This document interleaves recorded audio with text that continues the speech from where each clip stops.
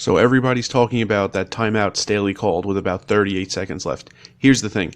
It was a great idea to use those overtime timeouts that you get. The thing is, Staley used them in a much different way than I would have. You should have looked at it from a much different perspective. Usually timeouts in football are stoppages of the clock. You don't really need to discuss things, you need to stop the clock. They're valuable. You want to hold on to them, and you want to use them to benefit you. This was a very rare instance where your timeouts actually hurt you. They were like rotten food or just like pure poison. They could only hurt, and you should have gotten rid of them. Staley should have used both his timeouts right after this field goal. You tie it 32-32, and before your kickoff, call both timeouts. Get rid of them. So I was watching the game live, just like most people, and this is exactly how I was thinking about it when this game was happening. Usually, timeouts could help you. Can they help you in this instance? Well, it's either going to help you on the next drive, which the Chargers will be on defense, or it's going to help you on one drive after that, where the Chargers will be on offense. There's not really time for anything else to happen. So can the timeouts help you on defense? Not really.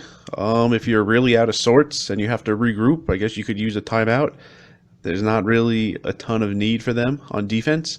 Can they help you on offense? The thing is, you're not going to really get to offense again. If you get the ball back, whether it's a turnover or a punt, you'll just be kneeling down into a tie, into a playoff spot. So you're not going to need them for offense. You won't need to score.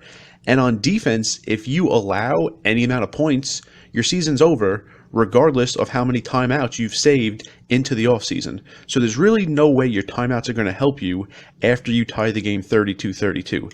They are useless for helping you.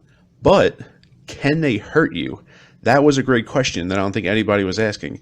And again, they can't hurt or help you on offense because if you get the ball back, you're just going to end the game tied and get into the playoffs. But can your timeouts hurt you on defense? That's a great question. That's what I was worried about. When you have timeouts, and because the Raiders are so stupid, as it is, the Raiders had like 5 chances to kneel down and guarantee a playoff spot. And whether it's like a divisional vendetta or pride or what I would call stupidity, for some reason, or what a lot of people after that timeout Staley called would call spite, for whatever reason, the Raiders kept risking turnovers for like their final 5 plays of the game in order to try to win when they couldn't win anything more than they already had. So, as stupid as the Raiders are, they might see your timeouts as a threat that you're going to try to get the ball back and score and knock them out of the playoffs. So by using your 2 timeouts right after this field goal, right before you kick off and give the ball back to the Raiders, you're showing them, I'm using my timeouts, I don't have any left, I can't stop the clock even if I want to. And at that point, all it really takes is one negative play, a sack or a tackle for a loss, and the Raiders are going to be worried about not being able to pick up a first down because they're really backed up, but they'll understand that you can't stop the clock, and they're just going to very slowly run their next play, keep the clock running, and get to the end of the game, 32-32 tie.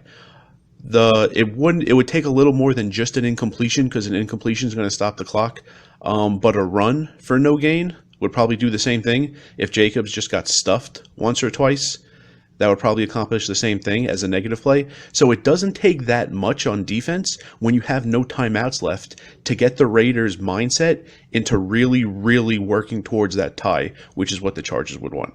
So the timeouts can't really help you, but they can really hurt you. That's why I would have just gotten rid of them and called them before the kickoff. So I don't know if it would have made a difference because the Raiders seemed hell-bent on gaining yards and scoring points. I mean, Carr's been saying it all week to the press, and in addition to that, you could just see based on what the Raiders did on that final drive, they had about 5 opportunities to just end the game with a tie. They chose not to. So when Staley's here calling this timeout with 38 seconds left, I think he was expecting something much more conservative this entire drive. And as it is, on this 3rd and 4, for one, the Raiders weren't doing those conservative things. And at this 3rd and 4 spot, the Raiders are sitting on about a 57-yard attempt.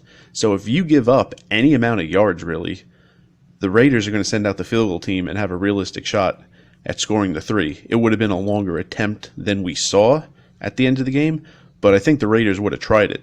So he needed to call timeout to really prep the defense because you really needed a negative play or, at the very worst, no gain on this 3rd and 4 play. I don't think he was calling timeout to try to save time to get the ball back to win himself. I think he was totally okay with a tie, as you could probably see by the PAT they went for at the end of the game. He loves going for 2, and he went for 7 to tie it, not 8 to win it at the end of regulation. So I don't think the timeout was as ridiculous as people are making it out to be.